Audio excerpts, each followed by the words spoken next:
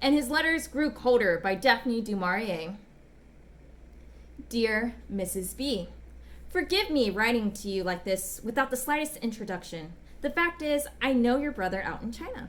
And having successfully wrangled 6 months furlough, arriving in England a few days ago, I'm seizing this opportunity to tell you how very pleased I should be if you would let me look you up sometime and give you news of Charlie.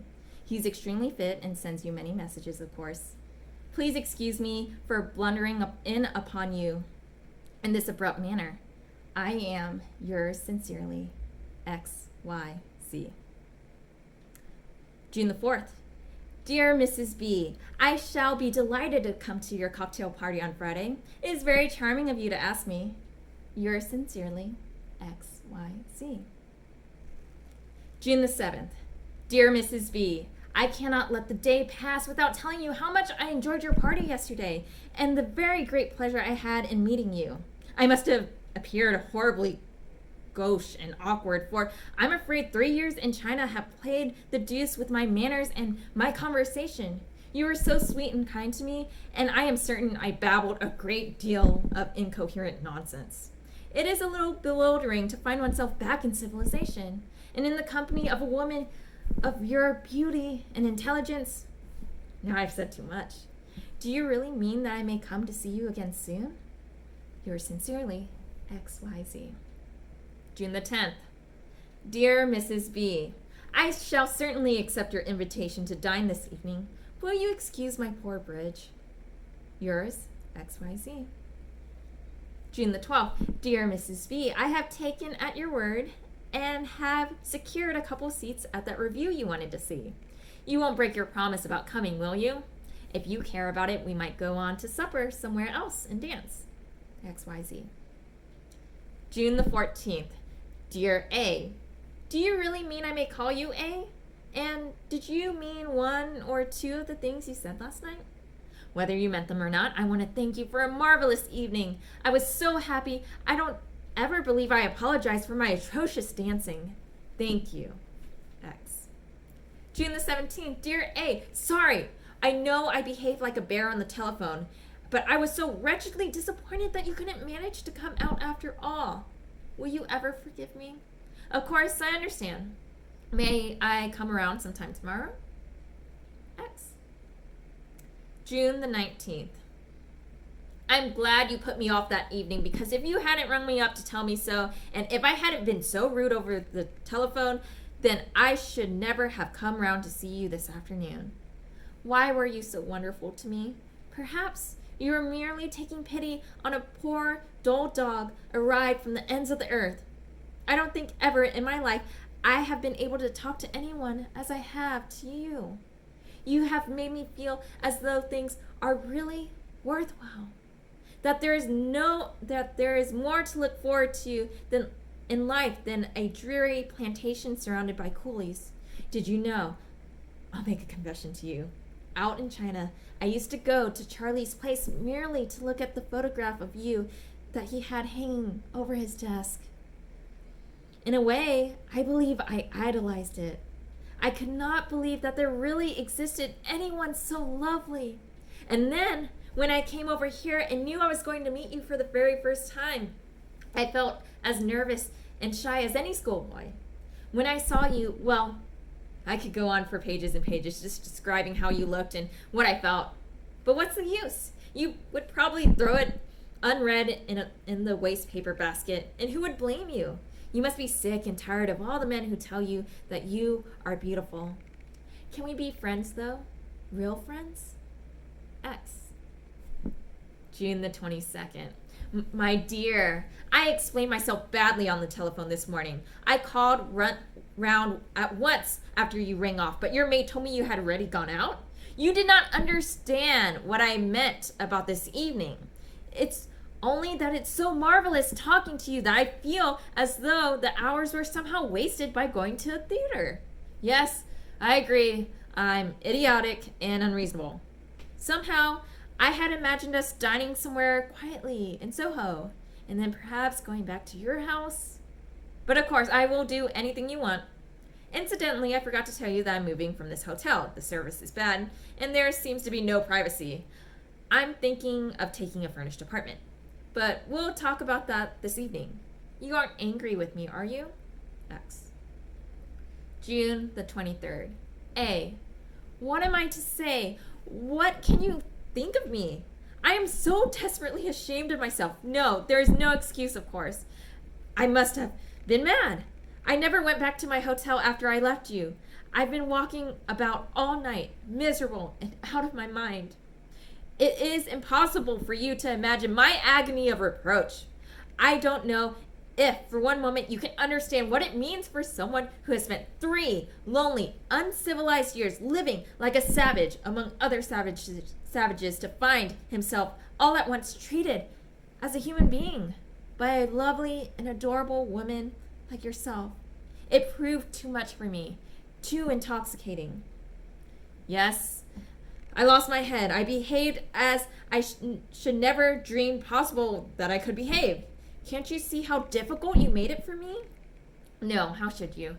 You were gentle, you were wonderful, you were you. I am to blame entirely. I will do any mortal thing if only you will try to forget what I said.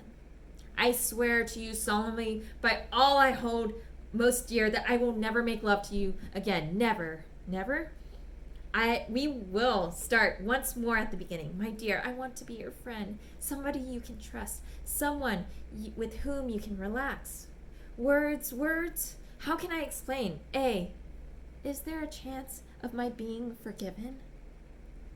A word from you will rouse me from my present depths of desolation. I shall be waiting all day in case. Forgive me.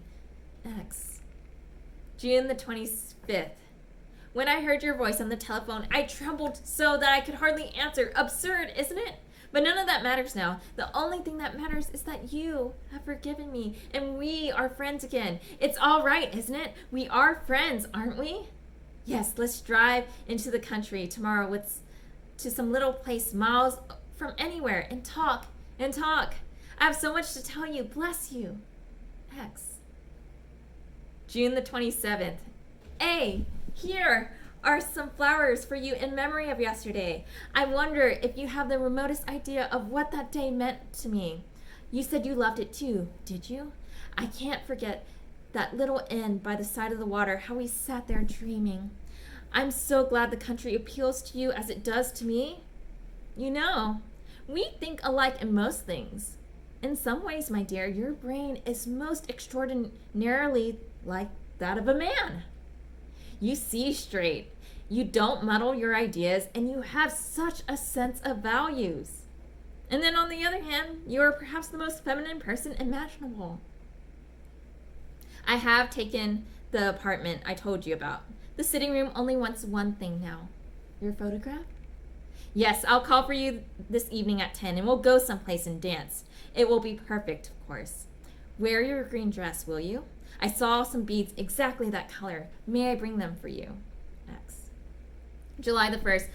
Hey, darling, it's no good. I couldn't help myself. You look so lovely. I'm not made of iron, but of flesh and blood. What am I to do about it? I value your friendship more than anything in the world. But why aren't you old and ugly? It would be so much easier for me.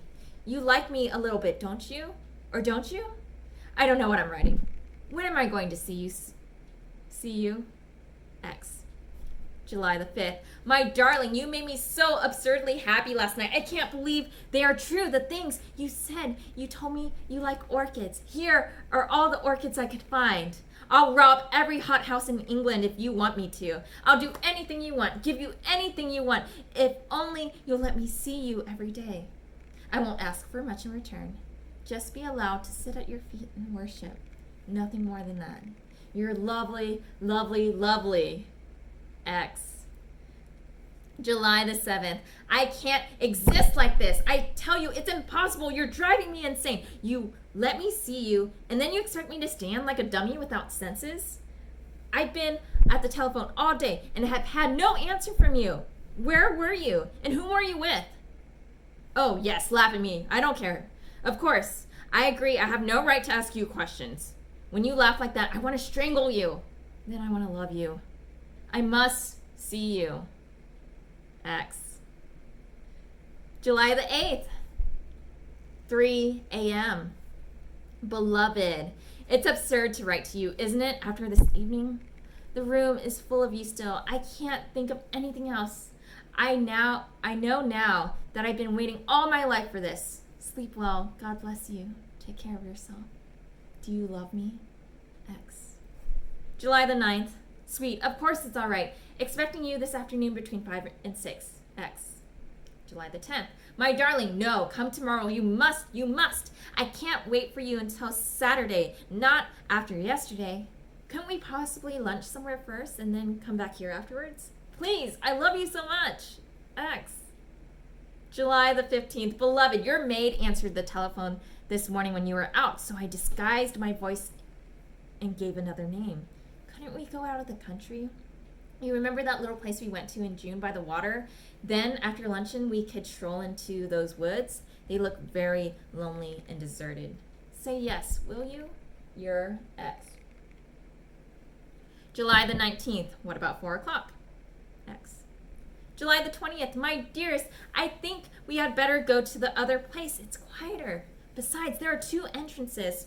With bad luck, you're knowing the fellow who lives here in the same block will have to be careful. X. July the 21st. Angel. Very well. I'll pick you up tomorrow outside your club. Leave the car parked outside with the hood up, and I'll sit inside and wait for you. I suggest we go to the country again. There is less chance of running across anyone. By the way, I found out the fellow you know is out all day and doesn't get back until the evening, so we needn't worry about him when we're at the apartment. I don't know how to wait until tomorrow. You know that question you asked me? The answer is yes, 1,000 times. You are adorable. X. July 25th. Yes, I know I was nervy and irritable today, but you must forgive me. But seeing you as I do at odd hours makes me dissatisfied. I don't know. It's as though I wanted to be with you all the time. Couldn't we go away somewhere for the weekend? Someplace where we could be by ourselves? We would be very careful. No one need ever to find out. What do you think, my sweet? Your X. July the 27th. Angel, but you are marvelous. What a brilliant idea. I should have never thought of a sick friend in Devonshire. Yes, you can rely on me to be discreet. I'll be at Paddington's at 11:15. X. August the 5th. My beloved sweet. I haven't dared ring you up in case it should seem odd. These few days with you have been so marvelous, so utterly unspeakable. Darling, I don't know how I'm going to go on as we did before. Those wretched, hurried meetings after the hours we spent together, I'm so happy and so miserable. I'll wait at the apartment all day in case you should come. Your own X. August the 7th. Yesterday was heaven. What time tomorrow? I think afternoons are the safest. X. August the 12th. Dearest, what about suggesting your idea and seeing how it's taken? After all, you're in the habit of going to X every year for this cure. Why should it look strange suddenly? You can say that you're tired of X itself and have heard of a smaller place just as good but not nearly so expensive. That is sure to go well. You see, sweet, I could go out there on the 19th and you can join me a few days later. Anyway, there's no harm in trying and you can tell me tomorrow what happened. See you after 7. X. August the 14th, my own. To think that it will really come true, that we shall be together night and day for 3 weeks, perhaps a month. It's too wonderful, my precious. It's like a dream of which one will be wakened suddenly. Tell me you are happy. Hours and hours of each other and nothing to separate us. I'm never going to stop loving you for 1 instant. Your very own X. August the 20th. I'm just off, sweet. I'm so excited. 3 days of agony until you follow me south. And then? X. September, a whole month. The 26th. Darling, I have arrived in town about 2 hours ago. I can scarcely believe we've been away a month. Thank you for your sweet letter. When am I going to see you? X. September the 29th. My darling, it was lovely being with you all yesterday. It was almost as though we were down in the south again, and the little inn by the river was just the same as ever, wasn't it? Now, dearest, about seeing each other, we must be terribly careful because if our names get coupled and people start talking and it all came out about our being away together, well, you can imagine what would happen. We had better go very slowly at first. You do understand, don't you? It's all for your sake. Next. October the 4th. Yes, darling, come along if you'd like between 6 and 7. But do remember not to bring the car. Sorry about not having telephone. I thought it safer. X. October the 9th. Dearest, wouldn't you rather go to the theater and dance afterwards than spend the evening here? I mean, there's always a chance of you being seen. I've heard the new Wallace play is a thrill. What do you say? Let me know so that I can get seats. X. October the 12th. Sweetheart, you mustn't be so unreasonable. You don't seem to understand what the consequences would be if we were found out. I've thought it all over very carefully from every angle, and it would be hopeless, quite hopeless. You know I want to see you as much as you want to see me, but there's no use running into danger. You're in a difficult mood yesterday, and deliberately misunderstood every word I said. I don't mean to be hard, but you do see, don't you? Come for luncheon tomorrow and we'll talk. All love, X. October the 19th. Sorry, darling. I was out when you telephoned and didn't get back till late, so couldn't ring you. Was your message for dinner on Thursday? I can't manage Thursday, darling. What about Friday afternoon? We might go to a picture. Do you remember to ring me up from your club and not your house? Servants might be listening. Haven't you any sense of discretion? See you soon. X. October the 24th. Darling, don't you realize it would be madness to go away for the weekend? Surely we've been over that question time and time again. We've only to take a wrong turn and the whole affair is broadcast to the world. To say that we did so in July is no answer to the present argument. It's absurd to say that I'm different. I'm just the same as ever. I wish you wouldn't be so feminine and unreasonable. You don't see straight at all, darling. By the way, the price that they asked for that necklace was sheer robbery. Perhaps we can find something else. I'll ring you up at the end of the week. X. October the 29th. Isn't it rather cold for the country? Let's have lunch on Saturday instead. X. October the 31st. Here are some chrysanthemums for you. Of course I love you. You mustn't behave in that absurd way again, darling, or I shall be very angry. I can't bear scenes. See you Monday. X. November the 5th. Darling, I'm afraid this week is difficult. Very difficult. I've got loads of things that must be done. I might be able to snatch an hour on Thursday. Keep the afternoon free. In haste, X. November the 9th. My dear, why must you spoil everything? I was perfectly ready to enjoy our afternoon together, and you must cross-question me as though you expected every word I said to be a lie? What's to be the outcome of it? Is it always to be this incessant quarreling whenever we meet? It looks that way, doesn't it? And why this new thing of jealousy? It's ridiculous and nerve-wracking. Can't we be friends without all this nonsense? X. November the 13th. All right. Wednesday at 1. But don't come to the apartment. I'll meet you at the Savoy. X. November the 16th. Just a line to say I can't manage tomorrow night after all. So sorry to not let you know before. We'll ring the club tomorrow. X. November the 18th. A. Dear, I should be glad if you would cease spying on my movements. If I choose to spend the evening talking business with a friend, it's my affair entirely. Remember this once and for all. Aren't you making yourself slightly ridiculous? Yours, X. November the 20th. My dear A. I received your extremely incoherent message on the telephone, but scarcely know what it is all about. I accept your apologies, but need we go into that? About seeing you, I can't definitely say when. I have so many things to see to. I'll try to let you know. X. November the 24th. Dear A. How ridiculous you are. As if I should disguise my voice on the telephone. It was the servant who answered, and I was out all day. No, I'm afraid I shan't be able to see you this evening. I'll let you know when I can.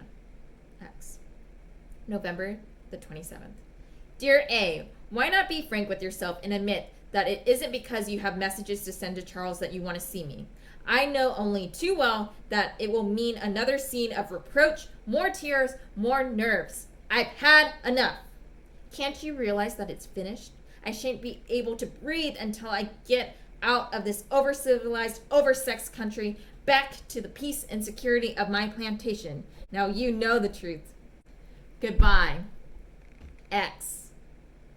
Telephone message sent December 1st to Mrs. B. Mr. XYZ sailed for China today.